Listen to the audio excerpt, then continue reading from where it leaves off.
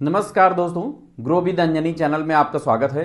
दोस्तों, आज का जो टॉपिक है हमारा ऑन कमेंट है और हमारे व्यूअर का कमेंट था कि सर 5,000 रुपये की एसआईपी, अगर हम 5,000 रुपये की एसआईपी चलाते हैं प्लस हर साल 1,000 रुपया, हर साल 1,000 रुपया बढ़ते क्रम में हम एसआईपी से 10 साल में कितना होगा, यानी कि कहने का मतलब ये है कि 5,000 रुपये की एसआईपी से वो शुरुआत करेंगे और उनको 10 साल एसआईपी चलाना है, लेकिन हर साल 1,000 रुपया बढ़ते क्रम में एसआईपी, यानी कि जिसको हम स्टेप अप भी कहते हैं।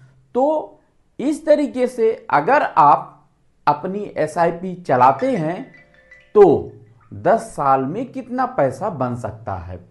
तो दोस्तों, जैसा कि हमारे व्यूअर का कमेंट था, आप क्वेश्चन को समझें कि पहले साल वो 5,000 रुपये की एसआईपी चलाएंगे, अगले साल 1,000 रुपया हर साल बढ़ेंगे, यानी कि अगले साल से वो एसआईपी 1,000 रुपया जुड़ करके आपका हो जाएगा 6,000 रुपया।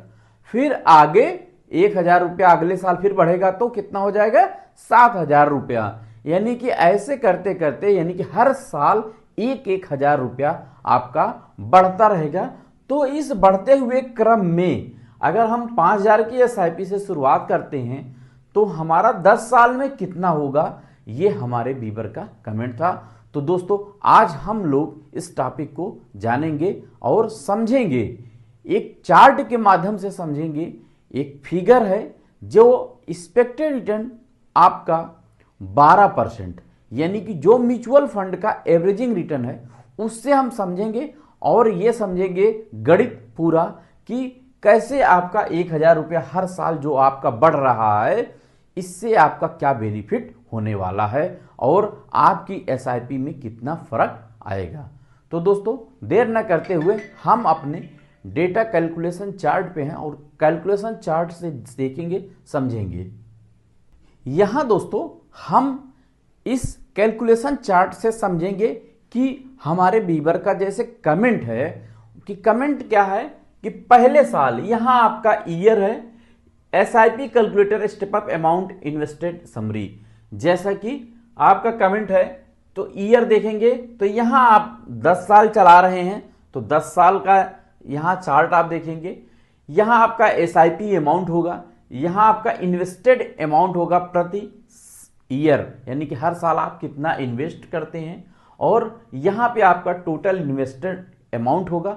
और जो कैलकुलेशन है आपका एक्सपेक्टेड रिटर्न 12% के हिसाब से, तो टोटल वैल्यू आपकी क्या बनेगी, ये यहां आप चार्ट के माध्यम से समझेंगे।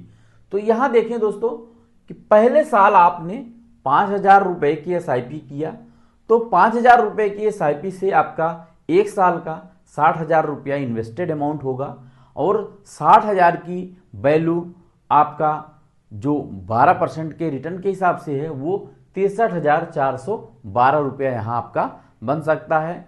तो ये हुआ आपका वैल्यू 63,412।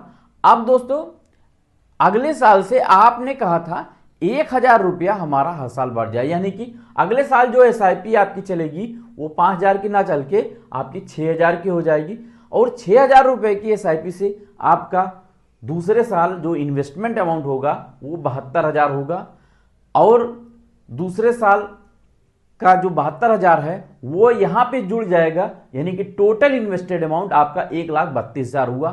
तो 1,32,000 की वैल्यू आपका 12% के हिसाब से 1,47,549 रुपया यहां बना। और फिर तीसरे साल आपका 7,000 की एसआईपी चलेगी, थर्ड ईयर 7,000 की एसआईपी से आपका 84,000 रुपया उस साल, तीसरे साल आपका टोटल अमाउंट जो जमा होगा वो 84,000 रुपया जमा होगा मूलधन। लेकिन अगर पहले साल और दूसरे साल और तीसरे साल को जोड़ दिया जाएगा तो यहां 2,16,000 हो जाएगा, और 2,16,000 की वैल्यू 2,55,000 बनेगा। इसी तरीके से आपका चौथे साल 8,000 की चलेगी, पांचवें साल आपका 9,000 का चलेगा, और छठवें साल 10,000 का, 7वें साल 11,000 का, और 8वें साल 12,000 का, 9वें साल आपका 13,000 का, और लास्ट ईयर जो 10 साल बाद आपका एसआईपी अमाउंट होगा वो होगा 14,000 का। तो यानी कि अगर 14,000 रुपए की लास्ट में आपने 5,000 से शुरुआत किया और लास्ट आते आते आपका 14,000 रुपया बन गया। ऐसा इसलिए दोस्तों कि लोगों की जब कमाई बढ़ती है तो अपनी बचत करने की आदत, यानी कि अगर आपकी सैलरी या बिजनेस, आपकी कमाई जो है अगर हर साल बढ़ती है, तब आप यहाँ 1,000 रुपया आप बढ़ा करके ही आप एसआईपी अगर करते हैं तो लास्ट में जो आपका ये 14,000 रुपया जा रहा है, उस 14,000 से टोटल इन्वेस्टेड अमाउंट, यानी कि आपका टोटल 10 साल में जो पैसा इन्वेस्टेड अमाउंट हो जाएगा वो 11,40,000 रुपया होगा। यानी कि इस तरीके से अगर आप एसआईपी करते हैं तो आपका 11,40,000 रुपया मूलधन आपका इन्वेस्टेड अमाउंट होगा, आपका अपना खुद का पैसा होगा, और जिसकी वैल्यू 10 साल बाद 19,64,020 रुपया आपका यहाँ बनेगा। ये हुआ दोस्तों आपका एक्सपेक्टेड रिटर्न 12% के हिसाब से। अब आप जिस फंड में एसआईपी चलाते हैं, अगर उस फंड का परफॉर्मेंस 12 से ज़्यादा आएगा तो यहाँ आपका जो टोटल वैल्यू आ रहा है वो बढ़ सकता है, अगर 12 से कम आया तो आपका घट भी सकता है। तो दोस्तों अब आपको अपनी एसआईपी के लिए अपना फंड सिलेक्शन सही करना है, और जो एसआईपी का स्ट्रेटजी है वो जरूर लागू करें, और आप देखें कि आपका फंड का परफॉर्मेंस कितना आता है। जैसे जैसे आपका फंड का परफॉर्मेंस बढ़ता रहेगा, घटता रहेगा, वैसे आपका यहाँ अमाउंट भी घटेगा बढ़ेगा। और दोस्तों आपको हम बताना चाहेंगे कि लंबे समय में आपको 10 साल की एसआईपी देंगे तो पैसा आपका कंपाउंडिंग भी आपका होगा, और पैसा कंपाउंड होकर के ही आपको ग्रोथ बना के यहाँ देगा। तो दोस्तों इस तरीके से हमारी जानकारी रही। अगर दोस्तों मेरी जानकारी अच्छी लगी हो, मेरा वीडियो ये दोस्तों आपके ओनली एजुकेशनल पर्पस से है, अगर मेरा वीडियो दोस्तों अच्छा लगे तो एक लाइक ज़रूर करिएगा, शेयर करिएगा, और हमारे चैनल को सब्सक्राइब कर हमें सपोर्ट करिएगा। थैंक यू सो मच दोस्तों। जय हिंद, जय भारत।